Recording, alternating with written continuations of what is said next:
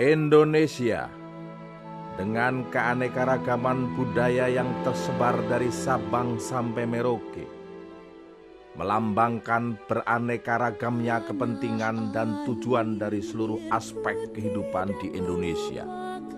Dan demi mempertahankan keutuhan dan kedaulatan negara, semangat gotong royong serta persatuan dan kesatuan yang tercermin dalam Bhinneka Tunggal Ika akan menyatukan keanekaragaman di Indonesia menjadi negara yang utuh dan berdaulat.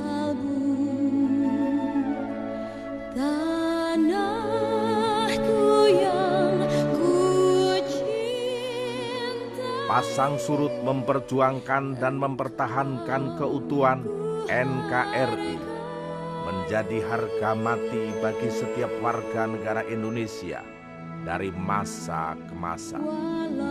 Tanah, air, dan kekayaan alam yang berada di dalam negara kesatuan Republik Indonesia adalah kunci utama sumber kemakmuran bagi setiap warga negara.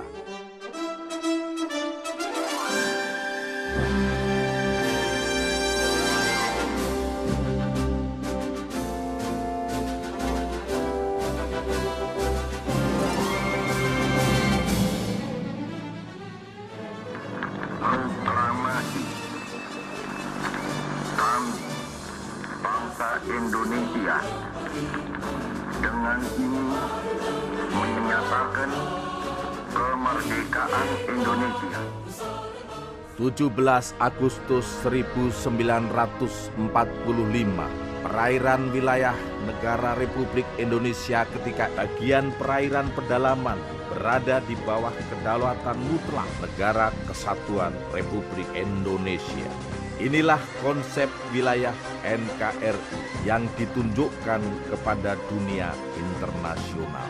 Penentuan batas-batas wilayah negara Indonesia disesuaikan dengan asas negara kepulauan. Pengaturan lalu lintas damai pelayaran yang lebih menjamin keselamatan dan keamanan NKRI. Dan laut teritorial diukur sejauh 12 mil dari garis pangkal kepulauan yang menghubungkan titik-titik terluar dari pulau terluar milik Indonesia. Hal ini menghasilkan satu kesatuan wilayah yang utuh dan bulat atas tanah dan air Indonesia. Deklarasi Landas Kontinen yang tertuang dalam Undang-Undang Nomor 1 Tahun 1973 tentang Landas Kontinen Indonesia dipandang sebagai upaya untuk mengesahkan wawasan Nusantara, sekaligus mewujudkan pasal 33 ayat 3 Undang-Undang Dasar 1945.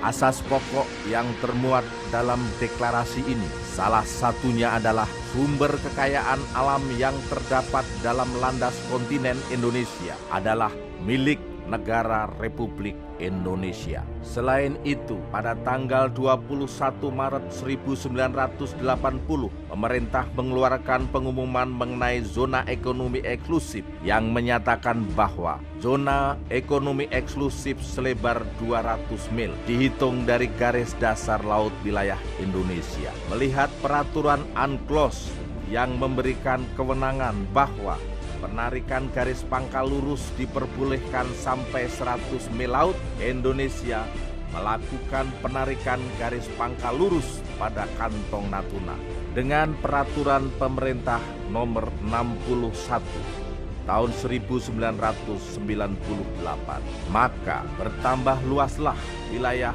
pengelolaan pada zona ekonomi eksklusif Indonesia. Periode 1998 sampai dengan 2010, beberapa pencapaian kesepakatan batas maritim dengan negara tetangga dapat dicatat dalam sejarah kewilayahan Indonesia. Di antaranya, kesepakatan batas zona ekonomi eksklusif dengan Australia di Samudra Hindia, Laut Timor, hingga Laut Arafura pada tahun 1998. Di satu sisi, dengan diakuinya konsep wawasan Nusantara, Indonesia mendapatkan banyak pertambahan wilayah laut. Di sisi lain, Indonesia oleh masyarakat internasional diwajibkan untuk menetapkan alur laut Kepulauan Indonesia atau disebut ALKI, di mana melalui alur laut Kepulauan Indonesia ini kapal-kapal asing dapat melewati laut wilayah Indonesia. Dalam kondisi tertentu, ketentuan UNCLOS memungkinkan batas landas kontinen di suatu negara pantai hingga melebihi 200 mil laut dari garis pangkalnya. Dengan memanfaatkan ketentuan ini, Indonesia kemudian melakukan submisi perluasan batas landas kontinen di luar 200 mil lautnya dengan menunjukkan bukti ilmiah berdasarkan kegiatan survei dan pemetaan yang dikoordinir oleh Baku Surtanal yang menjadi Badan Informasi Geospasial.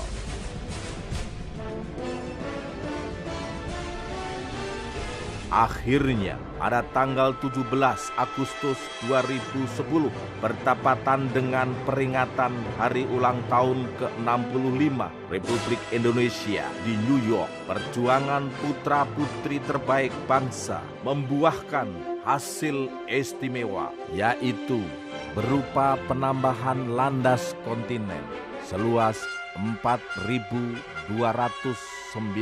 km persegi yang terletak di barat daya wilayah Aceh.